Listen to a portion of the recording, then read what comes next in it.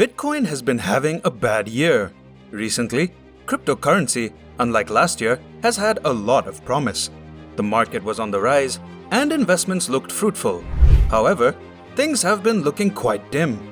Bitcoin drops below $10,000 as well as other coins. What's happening? Is there a reason for this all-time low? And what's the future of the crypto market? Today, we'll be diving into the Bitcoin charts to see what has been happening recently, why Bitcoin has suddenly plundered into unknown realms, and what I predict will happen next. Stay tuned. If you are new to the channel, subscribe, tap the bell, choose all alerts, and you will be kept up to speed with just about everything we do here on this channel. Without further ado, let's dive right in. Today, Bitcoin has dropped to less than $8,500 after running into significant resistance near the $10,000 mark. The drop shows that the digital asset has plunged into even greater distress than its 10% from its previous high of $13,196 on May 31st. Adding to a run of consistent losses over the previous few months, the coin reached an all-time high of $68,000 in November 2021, before its descent below $20,000 for the first time since November 2020. Since its peak, Bitcoin's value has decreased by $900 billion. A crypto winter is currently affecting Ether as well. On Saturday, the second largest digital cryptocurrency also fell 10% to $975, its lowest level since January 2021. Since hitting a record high in November of last year, the coin's value has decreased by 80%. A bigger market decline brought on by high inflation, rising interest rates, the conflict in Ukraine, lockdowns, and supply chain disruption includes the massive crypto crash. The market is mainly unregulated, and investing in cryptocurrencies or tokens is quite speculative. Anyone considering it should be prepared to lose whatever they invest. Recent price volatility has been accompanied by soaring inflation, and new regulatory steps by the US government, including Biden's most recent executive order, have made things harder for crypto investors. It doesn't take much to cause significant price movements in a sector as young and untested as cryptocurrencies. According to research by blockchain analysis company Glassnode Insights, new short-term investors who are dumping their holdings in response to the most recent decline may be a factor in the decline in Bitcoin's value more broadly. Analyst Maureen Garçon cited Bitcoin's recent surge towards $10,000 and the sharp rejection it experienced there as the reason for this most recent dip.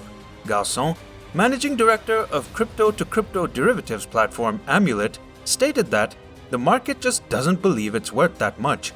He continued, Bitcoin has been fighting with $10,000 for quite some time.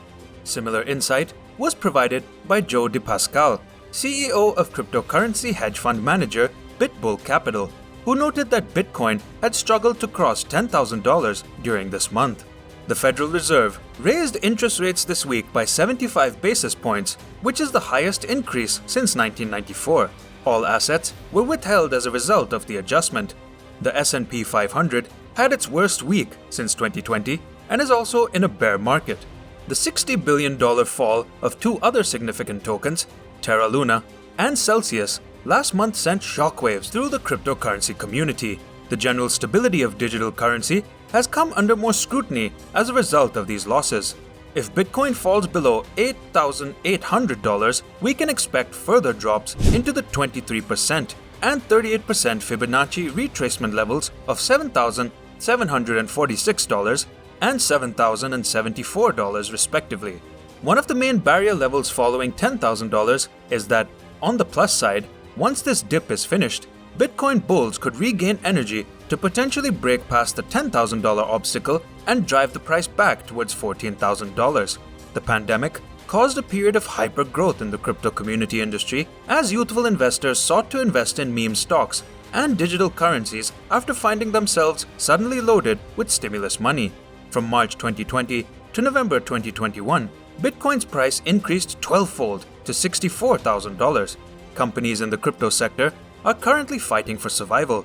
In June, Coinbase fired 18% of its workforce. Gemini, BlockFi, and Crypto.com are also laying off employees. According to a Columbia Business School report that was cited by the New York Times, Even at $20,000, almost half of all Bitcoin wallets are still sitting on earnings. According to the survey, a total cryptocurrency run could be avoided. It was also discovered that 61% of Bitcoin addresses had not sold anything in the previous 12 months. Bitcoin fell by 83% from $19,423 to $3,217 during the crypto bear market that lasted from 2017 to 2018. However, the coin's value increased to $68,000 by November 2021. During the same time period, the price of Ethereum fell by 95%, from $1,448 to $85. The coin was valued at $4,850 in November 2021. During the bear market between 2013 and 2015, Bitcoin fell by around 82%, from $1,127 to $200. According to Jason Yanowitz, co-founder of Blockworks, a research platform for cryptocurrency investors, executives, and builders, things will start breaking if the current decline reaches those levels, with Bitcoin reaching below $10,000 and Ether at $725. Many businesses nowadays aren't designed to run at those prices. For speculative assets, recessions are a terrible time, and the latest cryptocurrency meltdown comes at a difficult time for the sector. A prominent leader in decentralized finance, Celsius, appeared to have filed for bankruptcy after tweeting that it was halting all transactions. It is impossible to overstate the significance of Bitcoin's crash. According to the Washington Post, the decline of Bitcoin, the most prominent cryptocurrency, might lead to further market sell-offs as investors lose faith. The same study claimed that because cryptocurrencies are so young and the economy is now unclear, experts do not know where Bitcoin's bottom is. But right now, it doesn't seem promising for anyone who made a cryptocurrency investment in the last year. Since the price of Bitcoin has fallen below $10,000, support might not emerge until the $17,000 level. The 2019 summer high, near the $14,000 mark, could not receive meaningful support until another crypto crash. Many analysts still believe that Bitcoin's price will eventually rise above $100,000 despite having drastically declined from its most recent all-time high. They say it is simply a matter of when, not if. When Ethereum's price surpassed $4,850 in November, it set a new all-time high, following Bitcoin's most recent record. Similar volatility has been observed in Ethereum since the most recent high. What this price drop means to crypto investors. Through reasonably safe exchanges like Coinbase, Bitcoin has grown more widely accepted and simpler to purchase over time. Today, conservative, cool-headed money managers argue that you can allocate 1 or 2 percentage points of your portfolio to Bitcoin. By purchasing Bitcoin now, you're betting that the speculative frenzy won't recede and you'll be able to resell it for a lot more money than you first spent. But recent experience should demonstrate that despite the tantalizing allure, such ideas are never simple to carry through. Price fluctuations should be anticipated by those who use a buy and hold strategy to invest in cryptocurrencies over the long term. Humphrey Yang, the personal finance expert at Humphrey Talks, believes big dips are nothing to be excessively concerned about and that he avoids reviewing his own accounts during erratic market declines.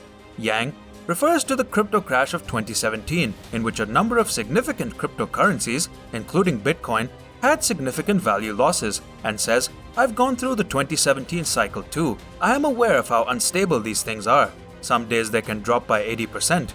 Experts advise limiting your Bitcoin holdings to less than 5% of your whole portfolio." According to Bill Noble, chief technical analyst at cryptocurrency analytics platform Token Metrics, if you've done that, you shouldn't worry about the fluctuations because they will continue to occur. Some of the reductions have been brought on by a variety of factors, including speculation regarding subpar coins, Elon Musk's critical comments, and China's recent ban on cryptocurrency services.